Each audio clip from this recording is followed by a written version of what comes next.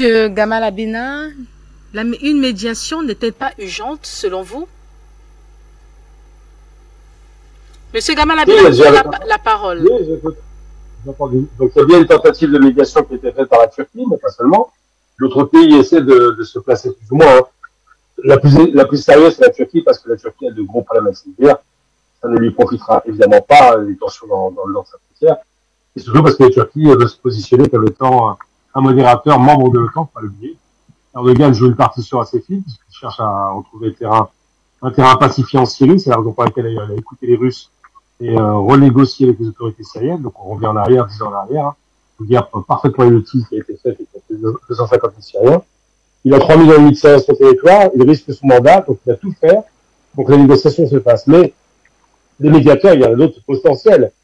Ils seront sans doute pas écoutés. Les Chinois auraient pu être médiateurs, ils l'ont pas encore fait, mais ce qui est certain, c'est que l'Europe n'est pas un terrain où une médiation est possible. Macron a essayé de se positionner encore, mais il est parti tout seul, donc ça ne pouvait pas marcher, évidemment. De toute façon, Macron n'est pas vraiment pris au sérieux par les Russes. Une chose est certaine, c'est que la médiation est nécessaire parce que, encore une fois, beaucoup de va-t-en guerre assez malsains comme Biden et son équipe sont dans une position offensive. Ils sont loin, ils sont tranquilles, il ne reste plus rien. Ceux qui sont plus proches, évidemment, c'est les Européens. Parce que les réfugiés, 7 millions de réfugiés ukrainiens viennent d'envahir l'Europe, provisoirement bien sûr, mais ils sont quand même en Europe occidentale, ce qui est très amusant. Là, par contre, il n'y a pas de problème de racisme. Bizarrement, on les reçoit généreusement. Mais la médiation est nécessaire parce qu'on ne fait pas la guerre avec ses amis. On ne fait pas la paix non plus avec ses amis. On fait la guerre avec ses ennemis, on fait la paix avec ses ennemis. Donc, à l'époque du temps de Yasser Arafat, il avait parlé de la paix des braves. Je pense que là, Zelensky n'est pas très intelligent, mais la personne qui va représenter Zelensky, sans doute, s'il le commande, va commencer à réfléchir aux rapports de force qui sont évidemment défavorables aux Ukrainiens. Il est évident que l'Ukraine n'a aucune chance de battre la Russie, même de reprendre les territoires perdus, puisque de toute façon, ces territoires sont habités par les gens qui sont pro-russes. Donc, c'est une guerre qui est très déséquilibrée, qui est très mal perçue de la part des États-Unis, qui n'ont pas compris que les rapports de force ne sont pas du tout favorables. Une guerre qui va durer un temps, mais si les Russes portent leur avantage, et ça risque d'arriver, ça a été évoqué tout à l'heure, 1,5 million de personnes qui vont être mobilisées sous les drapeaux. Là, on va rentrer dans une deuxième phase de la guerre, qui sera une guerre ouverte et non pas une opération spéciale comme l'appelle Poutine. Bon, c'est un terme ridicule, il ne veut pas dire c'est la guerre, mais c'est la guerre.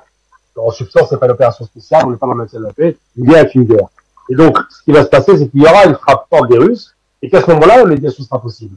Ce qui est très surprenant, c'est de voir que les Ukrainiens n'ont pas encore perçu qu'il n'y avait aucune chance de victoire, qu'ils vont faire que reculer dans les jours qui viennent, parce que la situation va leur être très très défavorable.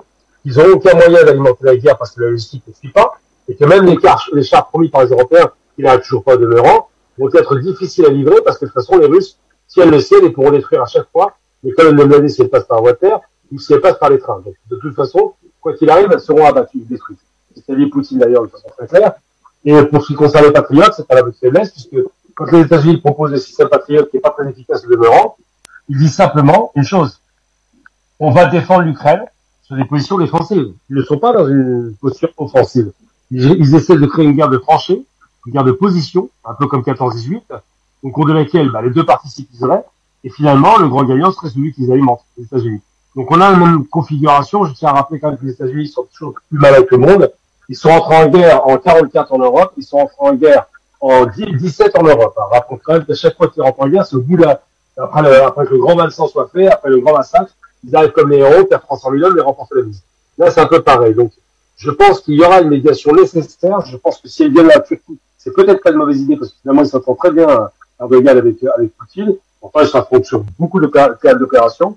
Au Karabakh, par exemple, ils sont opposés, mais ils sont quand même en mesure de discuter. Ils se respectent, et il est probable que ça viendrait de la Turquie, qui est de plus en plus mal vue par les États-Unis d'ailleurs, parce qu'ils ne supportent pas le rôle ambigu des Turcs, membres de l'OTAN, qui parlent aux adversaires ou aux ennemis des États-Unis. Quoi qu'il en coûte aujourd'hui, il faut une médiation, sinon le bain de sang va continuer.